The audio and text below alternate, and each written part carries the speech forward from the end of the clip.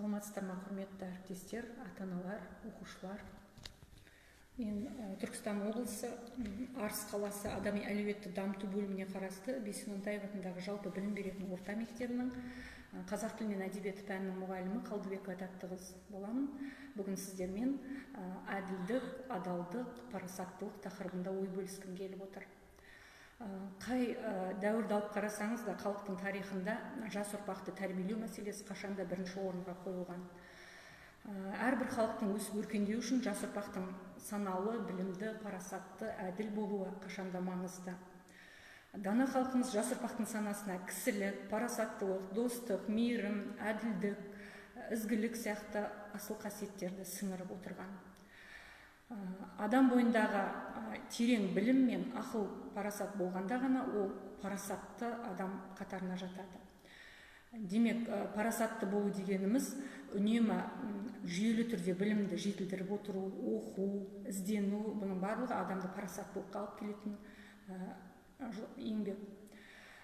Адам баласының жалпы жануардан айырмашылығы оның ақылында, санасында дейтін болсақ, адамның ең басты байлығы оның адами асыл қасиеттері. Біз сол адамның парасаттылығына қарап, ізгілігіне қарап, адамдарды бағалаймыз және құрметтейміз. Келесі тоқталатын қасиетіміз ол әділдік.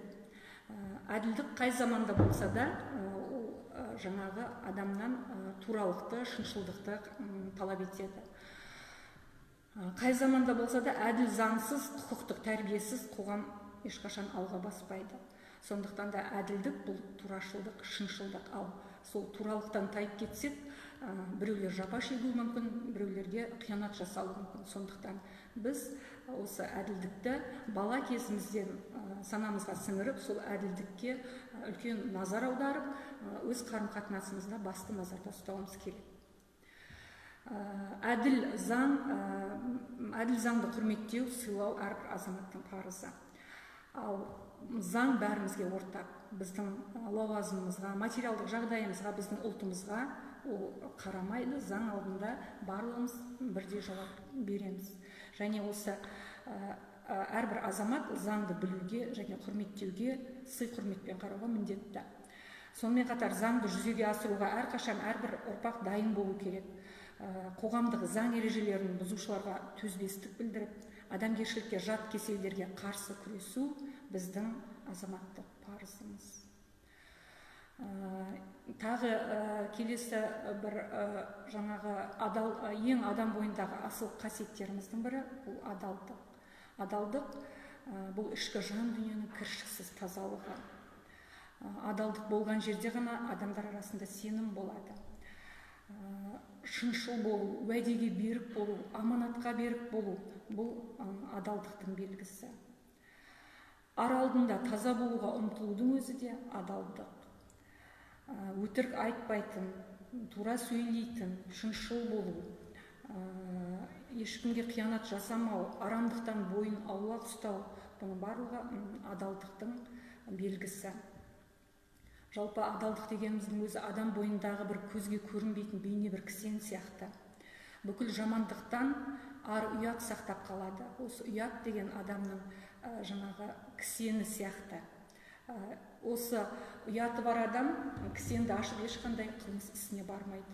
Сол сияқты біздің жаңағы адалдығымыз біздің бойымыздағы ең асыл қасиетіміз. Сонымен қатар әрбір адал адамға сенім білдіруге болады. Және біздің ұрпағымыз адал да әділ, парасатты, шынайы, турашыл болуы шарт. Жалпы қорыта келгенде айтатынымыз парасаттылық та, әділдік те, адалдық та біздің адам бойындағы ең асыл қасиеттер. Олай болса, жаңағы ар-ожданымыз биік, абыройымыз биік, ар-ожданымыз таза, абыройлы, биік мәртебелі азамат болу үшін осы қасиеттерді біз өз бойымызда сіңіре білуіміз керек. Әлемнің екінші ұстазы Әл-Фарабидің өзі айтады, адамның басына қонған бақыттың тұрақтылығы оның жақсы мінез құлқына байланысты деп. Ендеше осы жақсы мінез құлықтарды бойымызға сіңіріп, бақытты болу өз қолымызда. Ал жекелеген бақытты адамдардан бақытты қоғам құра алатыны сөзсіз. Назар салып тыңдағандарыңызға рахмет. Сау болыңыздар.